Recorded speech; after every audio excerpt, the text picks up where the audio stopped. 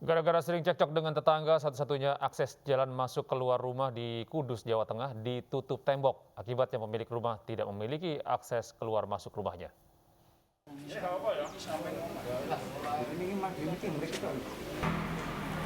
Penutupan satu-satunya jalan ke rumah Sutikah dilakukan sekitar 2 minggu yang lalu oleh Humaidi. Penutupan oleh tetangganya membuat Sutikah tidak bisa lagi keluar masuk rumahnya. Ia pun harus menggunakan sebuah tangga untuk bisa masuk ke dalam rumahnya. Sementara itu Sunarsi, ibu Humaidi, mengungkapkan anaknya terpaksa memasang pagar tembok karena tersinggung dengan ucapan dan perilaku Sutikah selama ini.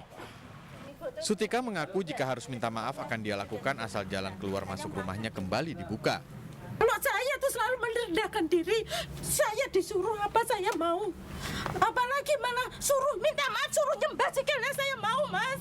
Kok saya yang tidak mau tuh Allah yang tahu. Keributan ini sempat menarik perhatian sejumlah tokoh masyarakat Mejobo. Dari Kudus, Jawa Tengah, Nur Khoirudin, iNews melaporkan. Pemirsa, Bareskrim Polri mulai memburu aset Indra Kents di Medan, Sumatera Utara. Kepolisian berjanji melacak setiap aset milik Indra termasuk aliran dana ke pacar dan juga keluarganya. Terkaya di Medan ke Bang? Jelas lah, umur 25 boy. Lu lihat nih foto gua tahun 2015 waktu gua masih dihinain orang waktu gua masih miskin. Gua berani jamin umur 25 cuman gua satu-satunya di Medan yang punya jam yang harganya 7 miliar. Punya Lamborghini biasa, punya rumah biasa. Jam sekecil ini 7 miliar. Mampu nggak bos?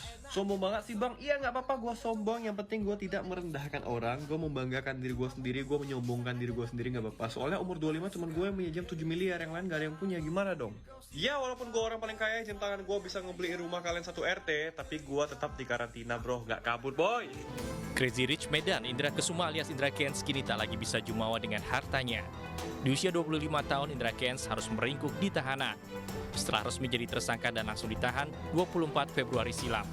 Penyidikan atas kasus pencucian uang dan Undang-Undang ITE kini menyasar aset Crazy Rich Medan, dan penyidik Bareskrim Polri sudah tiba di Medan untuk melacak aset Indra Kents.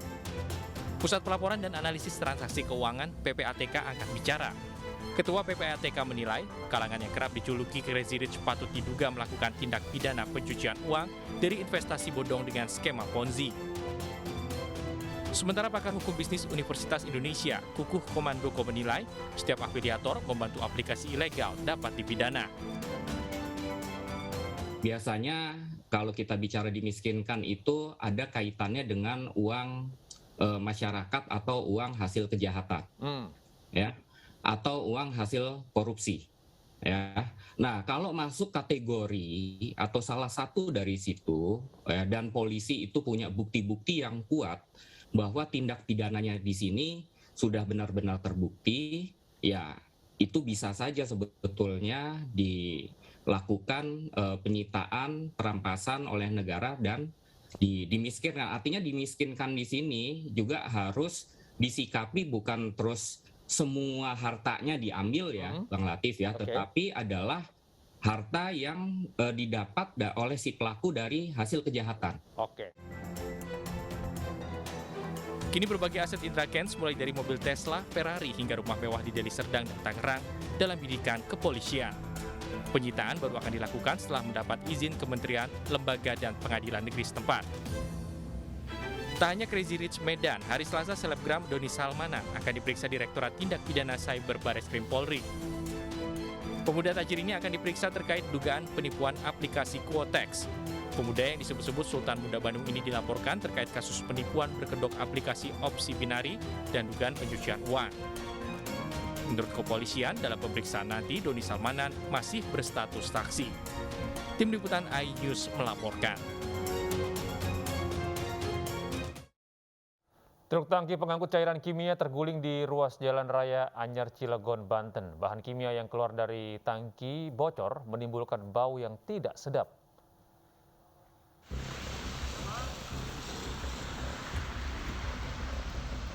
Truk tangki bermuatan cairan kimia jenis asam sulfat yang bersifat korosif terperosok pada saluran drainase di Jalan Raya Anyar Cilegon, Kecamatan Ciwandan, Kota Cilegon, Banten. Tangki sempat patah serta menyebabkan cairan sebanyak 30.000 liter itu tumpah ke jalanan. Proses evakuasi yang dilakukan saat lantas Polres Cilegon pun berlangsung alot lantaran harus mendatangkan alat berat guna mengangkat badan kendaraan dan tangkinya. Diduga truk terperosok saat menghindari kendaraan lain di jalan berlubang. Menurut keterangan supir, dia banting setir ke kiri karena ada apa namanya, mungkin saling nyalip kali, entah itu apa, dan bahkan kecepatan juga tidak terlalu cepat seperti itu menurut keterangan supir seperti itu. Selama proses evakuasi, cairan kimia dari dalam truk itu menimbulkan reaksi saat bertemu air di dalam saluran drainase. Bau menyengat dan gas yang keluar pun membuat sejumlah pengendara terganggu. Dari Cilegon, Banten, Iskandar Nasution, iNews melaporkan. 56 korban yang diduga mengalami keracunan gas asam sulfida dari pipa perusahaan masih dirawat di rumah sakit. Polisi tengah memeriksa sejumlah saksi untuk mengetahui sumber gas dan penyebab keracunan massal.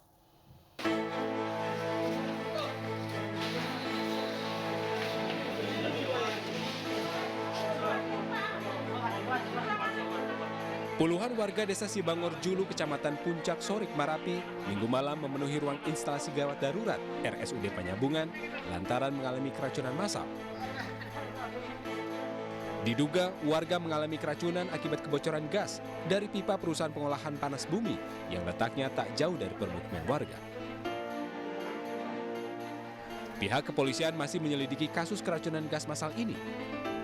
Polisi meminta perusahaan melakukan evaluasi karena kasus keracunan akibat kebocoran gas di PT SMGP sudah berulang kali terjadi.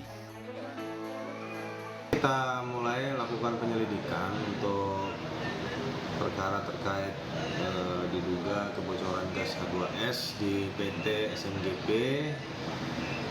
Kita mulai hari penyelidikan, nanti kita akan dari hasil penyelidikan itu kita akan tahu seperti apa hasilnya. Tentunya kita tetap lakukan sesuai prosedur. Seluruh korban keracunan masih menjalani perawatan di 2 rumah sakit. 36 korban dirawat di RSUD Penyambungan, sedangkan 20 lainnya dirawat di Rumah Sakit Permata Madinah dan kondisinya mulai membaik. Kepala ini pening aja. Terus? Apa tuh? Masih mual juga ini? Monggot. Mualnya masih juga muntah? Enggak, monggot tuh. Tadi malam ibu di mana itu waktu kejadian? Di rumah. Di rumah ya bu. Memang sangat menyengat ya bu baunya? Ya lah, bau busuk telur. Hingga kini belum ada sanksi tegas dari pemerintah setempat kepada perusahaan swasta pengolahan panas bumi di Mandailing Natal tersebut. Sebelumnya, pada Januari tahun 2021 lalu, 4 warga harus meregang nyawa karena keracunan gas akibat kebocoran pipa di perusahaan swasta yang berada di dekat permukiman warga. Dari Mandailing Natal, Sumatera Utara, Ahmad Hussein Lubis, iNews melaporkan. Curah hujan tinggi memicu bencana tanah bergerak di 4 kecamatan Sukabumi, Jawa Barat. Lebih dari 100 rumah warga rusak terdampak bencana tersebut.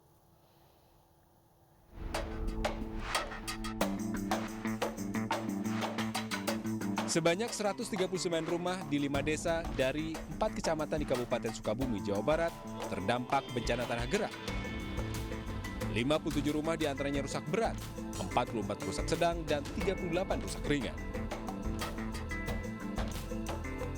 5 desa terdampak yaitu Desa Pasir Suren dan Konjong, Kecamatan Pelabuhan Ratu, Desa Cikakak, Kecamatan Cikakak, dan Desa Pasir Baru, Kecamatan Cisolok, serta Desa Limus Nunggal, Kecamatan Bantar Gadung. Wilayah terparah terdampak tanah gerak adalah Desa Pasir Suren, di mana 32 rumah rusak berat, 19 rusak sedang, dan 38 rusak ringan. Rata-rata kerusakan akibat tanah gerak ini meliputi retak pada lantai, dinding, serta atap. Untuk penanganan sendiri kita menyiapkan untuk para pengungsi dan para petugas dapur umum sudah tersedia. Kita sudah berkoordinasi dengan kesehatan dari puskesmas setempat untuk mengantisipasi apabila ada korban yang sakit atau yang luka. Bencana tanah gerak dipicu hujan dengan intensitas tinggi yang menyebabkan air dari dalam tanah naik melewati suatu bidang lemah di dalam tanah. Fenomena tanah gerak mirip seperti tanah longsor, namun terjadi di bidang datar. Dari Sukabumi, Jawa Barat, Budi Setiawan, iNews melaporkan. Tingginya curah hujan membuat tanggul irigasi Jatirunggo di Kabupaten Semarang, Jawa Tengah jebol. Akibat luapan sungai Pringapus, 9 rumah warga terendam banjir.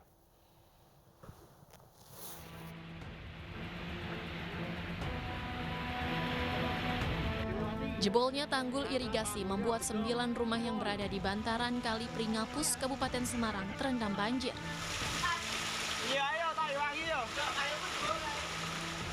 Banjir setinggi 70 cm ini tak hanya menutup akses jalan, namun juga menggenangi bagian dalam rumah. Luapan banjir membuat warga panik karena datang secara tiba-tiba.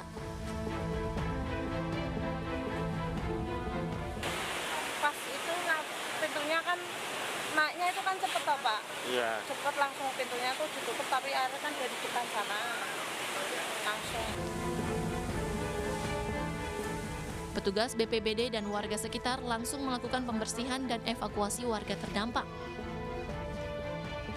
Sama-sama untuk membantu, untuk membersihkan, dan mengevakuasi ataupun barang-barang yang ada di rumah korban, baik dari barang-barang itu berharga maupun barang-barang yang keluar. Warga berharap tanggul yang jebol segera diperbaiki oleh pihak terkait.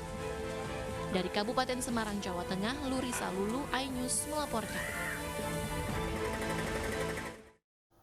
Pemirsa, 10.000 warga korban banjir bandang di Serang, Banten masih mengungsi di berbagai posko yang disediakan. Hingga kini, korban banjir masih membutuhkan uluran tangan dan perhatian dari berbagai pihak.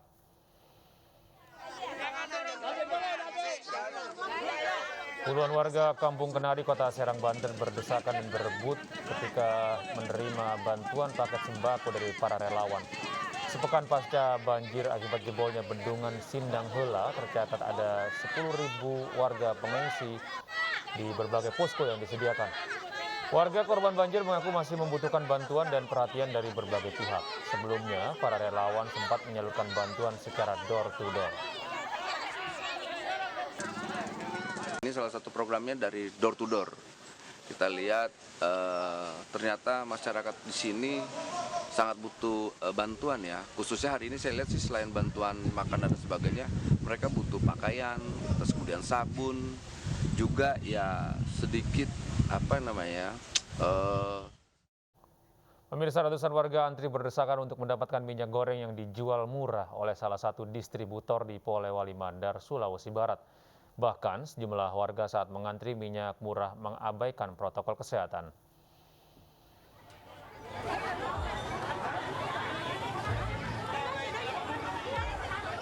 Ratusan warga yang didominasi kaum ibu-ibu ini saling dorong dan berdesakan saat pihak distributor mulai menjual minyak goreng murah di Jalan Andi Depu, Kecamatan Polewali, Sulawesi Barat, Senin siang. Ratusan warga ini rela antri berjam-jam untuk mendapatkan minyak goreng murah seharga Rp14.000 per liternya. Warga pun diizinkan membeli minyak goreng hingga 1 jerigen berisi 5 liter minyak seharga Rp70.000. Bahkan sejumlah warga ada yang melakukan aksi curang dengan pembelian minyak goreng murah secara double dari yang ditentukan. Ironisnya, warga pun tak menghiraukan kondisi saat ini di mana meningkatnya kasus COVID-19 dengan mengabaikan protokol kesehatan. Cari minyak keliling-keliling, lalu tidak dapat Pak. Jadi satu-satunya jalan ya antri begini. Dapat itu digunakan seperlunya. Pihak distributor menyiapkan sebanyak 5 ton minyak goreng. Selain melayani penjualan pada masyarakat sekitar, distributor juga akan menyalurkan secara merata di beberapa agen di 2 kabupaten yakni Polewali Mandar dan juga Kabupaten Mamasa. Dari Polewali Mandar, Sulawesi Barat, Huzair Zainal, iNews melaporkan. Pemirsa, kelangkaan minyak goreng yang cukup lama membuat emosi banyak warga. Di Kota Palopo, Sulawesi Selatan, ibu-ibu memarahi karyawan Solayan karena tidak kebagian minyak goreng.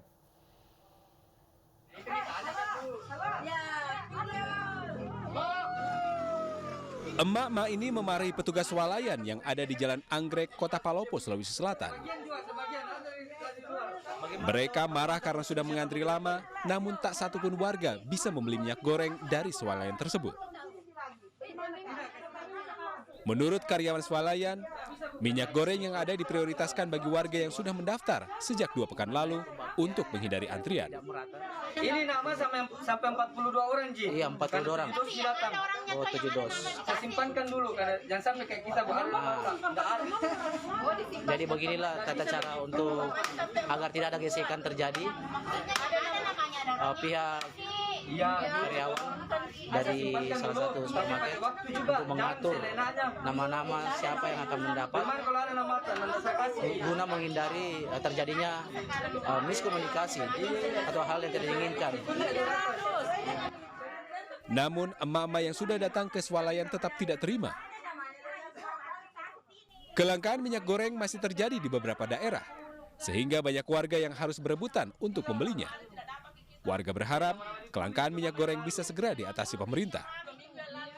Dari Kota Palopo, Sulawesi Selatan, Nasruddin Rubak, Anyus melaporkan. Pemirsa, tim gabungan operasi damai Kartens akhirnya berhasil mengevakuasi 8 jenazah korban penembakan KKB di Kabupaten Puncak, Papua. Evakuasi sempat tertunda beberapa hari.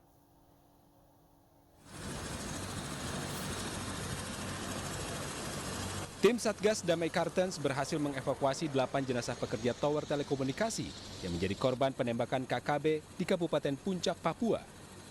Proses evakuasi jenazah menggunakan helikopter dari lokasi penembakan menuju ke Bandar Sugapa. Setelah semua jenazah terkumpul, lalu dibawa ke Bandara Moses Kilangin, Timika. Sabtu siang, seluruh jenazah lalu dibawa ke RSUD Mimika untuk otopsi dan pemulasaran. Jenazah digeser ke Sugapa, selanjutnya Sugapa digeser ke Timika untuk selanjutnya dilakukan visum di Rumah Sakit Umum Daerah Timika. Jadi mungkin nanti lebih jelasnya nanti kami akan coba jelaskan bersama nanti dari tim dokter yang melakukan evakuasi, tim medis yang melaksanakan visum di rumah sakit. Oke, itu saja. Berarti tadi 8 kantong itu sudah dipastikan 8 jenazah? 8 jenazah. Kondisi jenazah bisa dikenali? Kita belum bisa. Sebelumnya, evakuasi sempat terkendala sehingga tertunda, diantaranya karena masalah cuaca.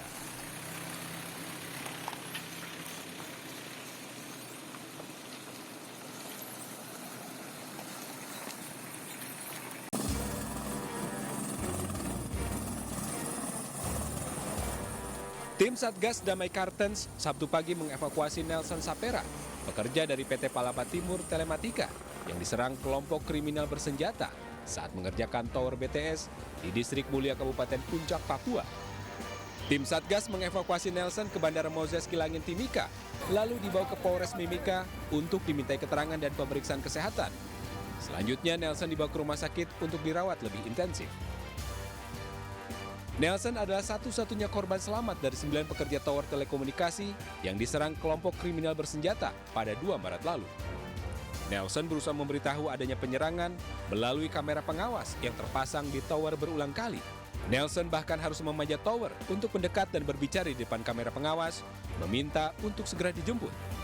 Evakuasi korban serangan KKB tertunda beberapa hari karena medan yang sulit sehingga hanya bisa menggunakan helikopter.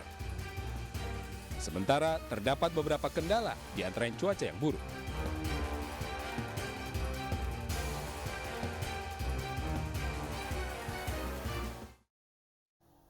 Pemirsa, sebagai negara dengan pengguna internet ketiga terbanyak di Asia, Indonesia menjadi target empuk serangan cyber. Badan Cyber dan Sandi Negara Republik Indonesia mencatat lebih dari 1,6 miliar serangan cyber sepanjang tahun 2021 lalu. Kepala BSSN Republik Indonesia, Letnan Jenderal TNI Purnawirawan Hinsa Siburian menjelaskan identifikasi potensi serangan cyber dimonitor selama 24 jam setiap hari selama periode Januari hingga Desember 2021. Ada 2 jenis serangan cyber yang diwaspadai, yakni cyber teknikal yang menyerang perangkat lunak dan sistem elektronik, serta serangan cyber sosial dengan target manusia yang bertujuan mempengaruhi pola pikir, kepercayaan, serta perilaku. Selain memperkuat keamanan di sistem teknologi, BSSN juga akan memperkuat keamanan pada tingkat sosial di kehidupan masyarakat luas. Dari hasil pantauan kita di ruang siber, antara lainnya seperti separatis atau KKB yang ada di Papua, itu mereka juga pantauan kita dari Wapsiber itu dibantu baik dari dalam arti kalau kita lihat traffic komunikasi termasuk juga terutama dari luar. Jadi ini menjadi masalah juga yang tentu kita akan koordinasikan. Pemirsa, Menparekraf Sandiaga Uno menargetkan 100 desa wisata dari Kabupaten Majalengka, Jawa Barat ikut berpartisipasi dalam ajang Anugerah Desa Wisata Indonesia tahun 2022. Bahkan saat berkunjung ke Desa Bantar Agung, salah satu desa yang masuk dalam ADWI 2022, Sandi ikut nyebur membajak sawah.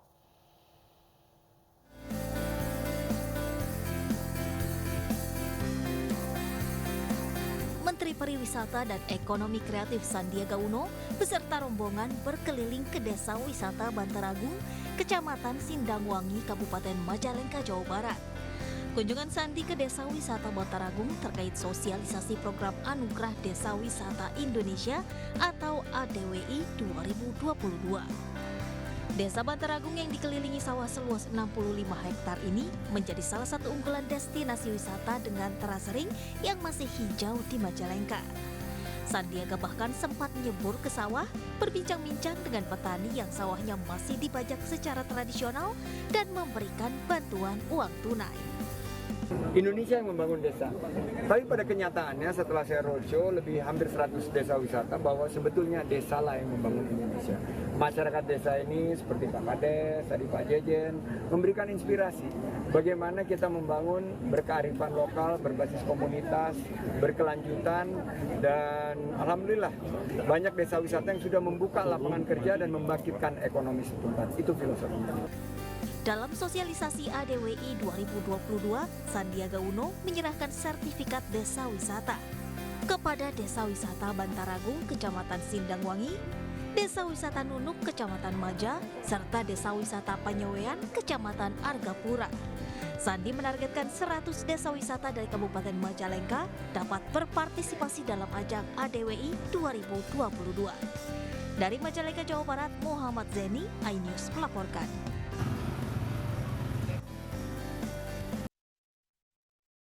Pemirsa, sejumlah santri, alumni pesantren dan mahasiswa kampus Islam se-Jawa Timur mendeklarasikan dukungan kepada Gubernur Jawa Tengah Ganjar Pranowo menjadi Presiden 2024. Koordinator Santri Dukung Ganjar Jatim Musliman menilai Ganjar Prabowo sosok yang dapat mengayomi masyarakat khususnya terhadap kaum santri. Pihaknya menyatakan siap menerapkan nilai-nilai keislaman dalam mendukung Ganjar Pranowo. Hal itu dilakukan untuk menciptakan kerukunan di masyarakat. Selain menggelar deklarasi, Santri Dukung Ganjar Jatim juga memberikan paket sembako kepada pelaku UMKM di sekitar Masjid Nasional Al-Akbar, Surabaya.